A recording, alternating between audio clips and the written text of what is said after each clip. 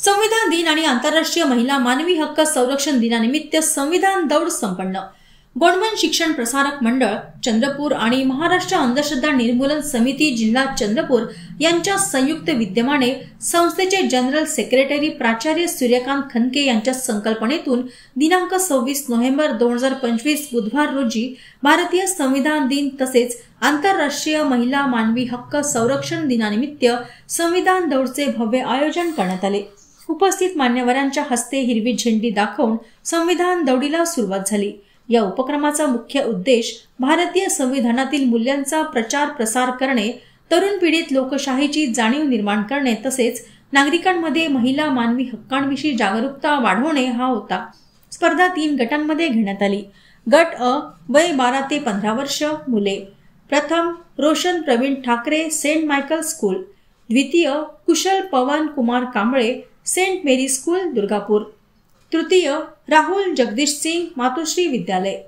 मुलींमध्ये प्रथम क्रमांक कुमारी लावण्या सुभाष नागरकर इंदिरा गांधी विद्यालय, द्वितीय क्रमांक कुमारी दीक्षा संतोष थोरात प्रियदर्शनी कन्या विद्यालय, तृतीय क्रमांक कुमारी वैष्णवी कालिदास पेंदोर प्रियदर्शनी कन्या विद्यालय। गट ब वय 16 ते 20 वर्षे मुले। प्रथम क्रमांक प्रशिक पिंटू गांजरे मातोश्री कनिष्ठ विद्यालय, द्वितीय क्रमांक वेदांत संजय गायकवाड मातोश्री विद्यालय, तृतीय क्रमांक साहिल हरिदास केडाम मातोश्री कनिष्ठ विद्यालय। मुलींमध्ये प्रथम क्रमांक कुमारी रुचिता सुनील नागरकर इंदिरा गांधी विद्यालय, द्वितीय क्रमांक कुमारी श्रद्धा संतोष थोरात प्रियदर्शनी कन्या विद्यालय, तृतीय क्रमांक कुमारी सुचिता परशुराम नागरकर इंदिरा गांधी विद्यालय। गट क ज्येष्ठ नागरिक वय 58 वर्षे व पुढे। प्रथम क्रमांक प्रभुदास नोवल रायपुरे, द्वितीय क्रमांक शंकर तुळशीराम रामटेके, तृतीय क्रमांक श्रीरंग कानोबा दवंडे। महिलांमध्ये प्रथम क्रमांक सौ लता पांडुरंग जांभूळकर, द्वितीय क्रमांक सौ पुष्पांजली भोलाराम सोनुले, तृतीय क्रमांक सौ मंगला बबन चिरामे। या प्रसंगी संस्थेचे जनरल सेक्रेटरी प्राचार्य सूर्यकांत खनके यांनी संविधानातील मूलभूत अधिकार, कर्तव्यांचे महत्त्व व सामाजिक उत्तरदायित्व याबाबत प्रेरणादायी मार्गदर्शन केले। महाराष्ट्र अंधश्रद्धा निर्मूलन समितीचे प्रतिनिधी PM जाधव सर यांनी वैज्ञानिक दृष्टिकोन, विवेक आणि तर्कशुद्ध विचारसरणी यांचे महत्त्व पटवून दिले। कार्यक्रमाच्या शेवटी विजेत्या स्पर्धकांना पारितोषिक देण्यात आले तसेच सर्व सहभागींचा सत्कार करून संविधानिक मूल्यांच्या प्रचारासाठी त्यांच्या सहभागाचे कौतुक करण्यात आले। संविधान दिनानिमित्त आयोजित ही संविधान दौड विद्यार्थ्यांमध्ये राष्ट्रीय भावना, वैज्ञानिक दृष्टिकोन आणि सामाजिक जागृती निर्माण करणारी ठरली। आज 26 नोव्हेंबर भारतीय संविधानाचा 77वा वाढदिवस म्हणता येईल आपल्याला।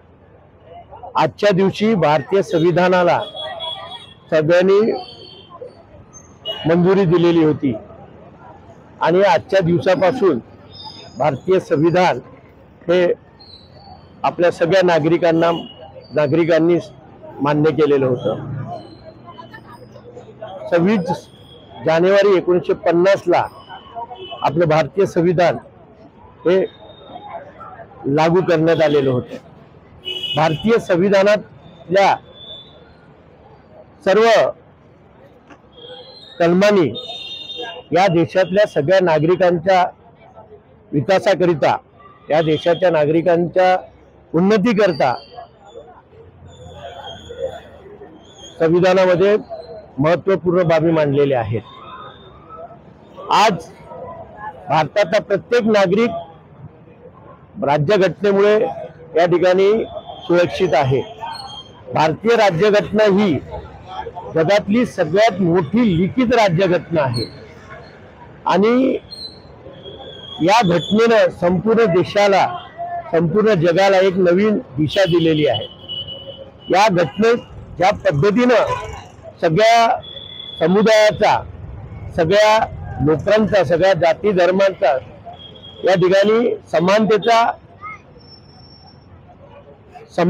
समानता दिलेली आहे, अशी भारतीय राज्यघटना अबाधित राहावी यासाठी आणि या राज्यघटनेच्या पद्धतीने संपूर्ण कार्यभार चालावा या दृष्टीने आज या ठिकाणी संविधान दौड हे या ठिकाणी करण्यात आली।